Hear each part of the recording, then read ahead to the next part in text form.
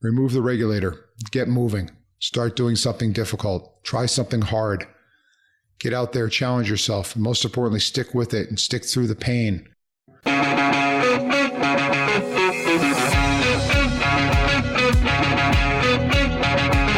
Hey everybody, this is Gregory Paul Kotsaftis of the Pitching the Truth podcast.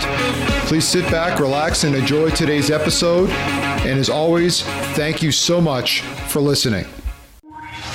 Hello everybody. Thank you again for listening. How's everybody doing today? So, just turned 53 years old yesterday. Happy birthday to me. So for this year, the year of 2019, I've decided that I'm going to read 50 books. So I'm trying to average about a book a week.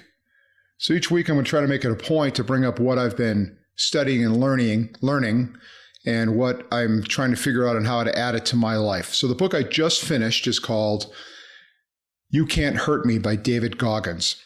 I first heard David Goggins on Joe Rogan's podcast, and I thought he was a really interesting guy because he's done a lot of ultra marathons. He's a Navy SEAL. He went to Ranger School, and I think he went to tactical school for the Air Force as well.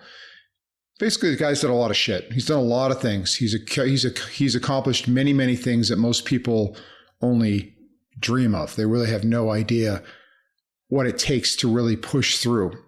But what I found really interesting reading his book was that he believes everybody has a regulator. And for what some of you folks may not know what a regulator is, but like back in the day when you had a car, it had a regulator on it. It couldn't go too fast. In other words, it would be only allowed to reach a certain speed because there'd be this device that would prevent it from opening up the carburetor. People probably don't remember what a carburetor is anymore. To limiting how fast it could go. So he believes that everybody's regulator is set at about 40% of their potential. Now, I've read many other experts on this subject, and a lot of them think it's more like 10%. Because as soon as things become painful and difficult, people no longer want to try anymore. They feel it's too hard. And I can relate to this whole subject because I think it relates to what I've been talking a lot about recently, which is people tend to put themselves in a rut, right? They put themselves in a rut because they think, oh, it's too hard. I'll just do the same thing every day. I'll kind of try to just cruise along and not worry about it, keep life simple, not have to stress. Yeah, I guess that's okay. But this guy, the pain he put himself through, the amount of work he put himself through in order to push through some of these ultra marathons, and I would highly recommend the book for those of you that want to see what it's like to conquer adversity, to conquer pain, because this guy did not have an easy life. He had a very difficult life. He could have easily crumbled and folded. He could have easily crawled into a hole or crawled into his own personal rut and just hung around and, probably drank too much, married the wrong person, just kind of settled. And this guy would never settle. That's the thing that really amazes me. To this day, he still won't settle. And he wouldn't settle at the price of beating his body beyond the limitations of anything I've ever seen. Now, we all know that, Navy SEALs train hard. We've all heard about BUD/S training and how difficult it is, and Hell Week. And he talked about that. This guy went through Hell Week 3 times until he finally succeeded. His perseverance was just amazing to me. And I think relating back to my life, I'm not doing anything. I've really come to the realization I'm not pushing myself hard enough. I'm not really putting myself out there as much as I need to be. And I don't know if it's because I've become a little bit comfortable and lazy maybe in my life here in Denver, Colorado, with my fiance, just kind of hanging around, taking care of my kids. And all these things are not bad things. But at the end of the day, I've said this for many, many years. I don't want my reading at my funeral to be like, yeah, he was a good guy, but yeah, he went to prison. He really didn't do anything with his life. Maybe he paid his people back. Maybe he was a good father, and maybe people think that that's okay. And I guess that is okay. But in my world, I really want to try to do something more involved, something more substantial so that people can learn from my mistakes. I can help other people. And most importantly, I can look back on my own life and say to myself, okay, you really did push the envelope. You really did do some things that most people wouldn't even bother trying. This podcast is a really good example, right? I don't know how many people are going to listen to it. I really don't care. To be honest, I just want to make sure I keep my thoughts flowing, and I want to leave something out there in the world that people can listen to and relate to and say, well, he did make an effort. He did do something different. One day I'll get my pilot's license. One day I'll have my black belt in jiu-jitsu. I will read 50 books this year and learn lessons from multiple people on different disciplines about things that I need to implement in my life. I'll make a lot of money. I'll be happy. I'll raise my children right, make sure that I spend my time with them to try to teach them anything I can that will help their lives to be a little bit less complicated. Most importantly, I'll make sure that they challenge themselves to get the most out of your life. You hear all these sayings, this isn't a dress rehearsal. Somebody said that to me a long, long time ago. A random person I didn't even know, a banker that I was working with when I was having real bad money trouble. She pulled me aside and she said, "What are you doing? You're just wasting your life." She was right. At that time, I didn't know. Now I do know. Getting up early every day, working on growing, learning new skills, putting myself out there and trying to do different things is what I'm focusing on.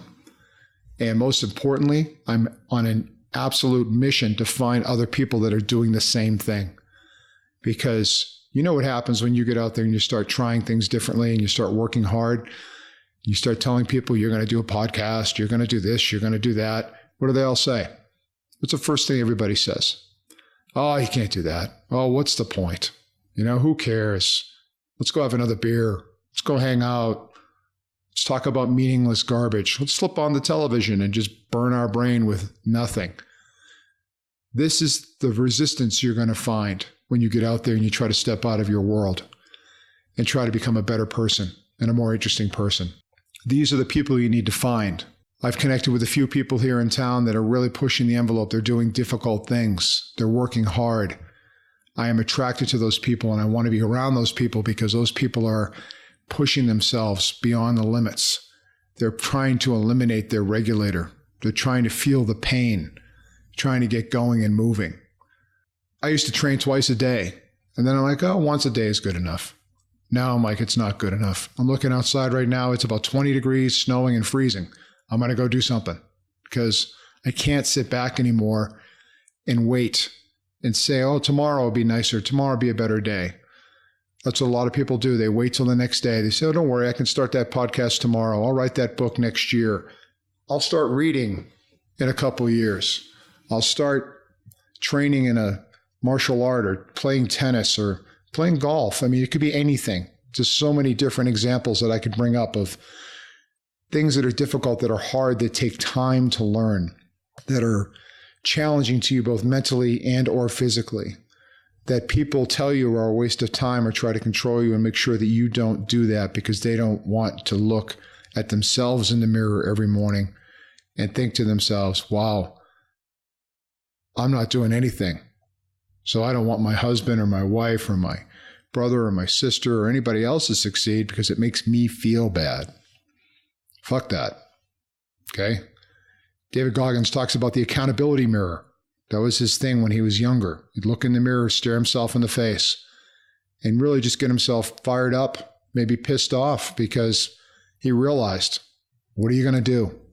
There's no one else in the mirror but him. He's just looking at it, trying to evaluate whether or not he has what it takes to move forward, that he has what it takes to push through. The amount of things he did was just incredible. So anyway, that's my message for today. Remove the regulator. Get moving. Start doing something difficult. Try something hard. Get out there, challenge yourself, and most importantly, stick with it and stick through the pain. Stick through the frustration. Stick through the monotony of not seeing any success, and realize that it's really for no one else. It's just for you.